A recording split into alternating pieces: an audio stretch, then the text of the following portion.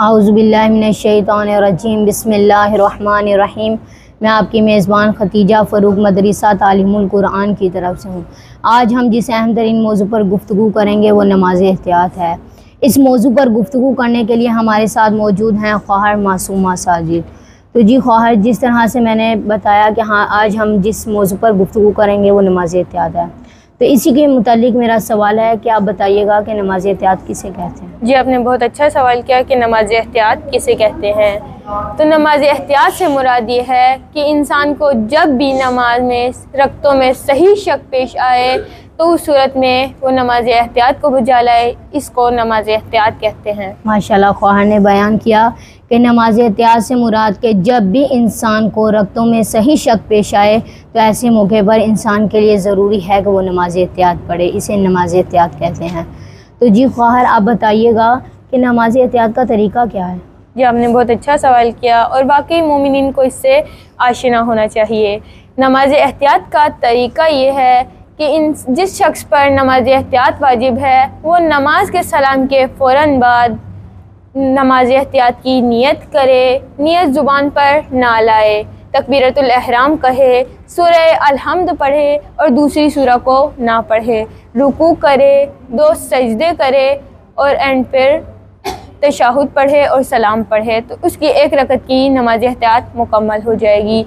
लेकिन जिस शख्स पर 2 रकत नमाज एहतियात वाजिब है वो इसी तरह से नमाज एहतियात की नियत करे, नियत को ज़ुबान पर ना लाए, सूरह अल-हम्द पढ़े, दूसरी सूरह को ना पढ़े और दूसरी रकत में इंसान के लिए कनूत भी नहीं पढ़नी चाहिए। रुकू करे, मामूल के मुताबिक 2 सजदे करे, इसके बाद वो तशहुद पढ़े और सलाम पढ़े तो इसकी 2 रकत की नमाज एहतियात मुकम्मल हो जाएगी। जी बिल्कुल, ख्वाहर ने हमारे सामने नमाज एहतियात का तरीका बयान किया कि जिस शख्स पर नमाज एहतियात वाजिब है उसके लिए है कि वो नमाज के सलाम के बाद नमाज एहतियात की नियत करे, तकबीरतुल एहराम कहे, अल-हम्द पढ़े और दूसरी सूरह को ना पढ़े, फिर रुकू करे, रुकू के बाद 2 सजदे बजा लाए, 2 सजदे के बाद तशहुद और सलाम पढ़े। ये 1 रकत नमाज एहतियात मुकम्मल हो गई।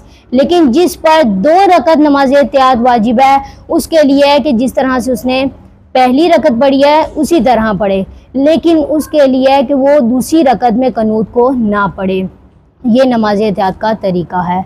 तो जी ख्वाहर, आप बताइएगा कि अगर किसी को नमाज एहतियात पढ़ने से पहले याद आ जाए कि उसने जो नमाज पढ़ी थी वो ठीक है, तो उसको क्या करना चाहिए। आपने बहुत ज़रूरी सवाल किया कि अगर किसी को नमाज एहतियात पढ़ने से पहले याद आ जाए कि वो जो नमाज़ पढ़ चुका है वो ठीक है, तो उसके लिए ज़रूरी नहीं है कि वो नमाज एहतियात को दोबारा पढ़े।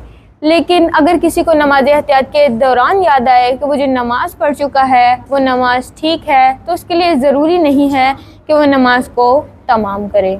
जी बिल्कुल, अगर कोई किसी को नमाज एहतियात पढ़ने से पहले याद आ जाए कि जो मैं नमाज़ पढ़ चुका हूँ वो मेरी ठीक है, तो ज़रूरी नहीं है कि वो नमाज एहतियात पढ़े।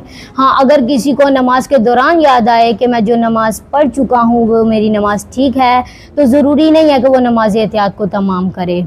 तो जी ख्वाहर, मैं आपकी बहुत ज़्यादा शुक्रगुज़ार हूँ कि आपने अपना कीमती वक्त निकाला और हमारे प्रोग्राम में तशरीफ़ लाई।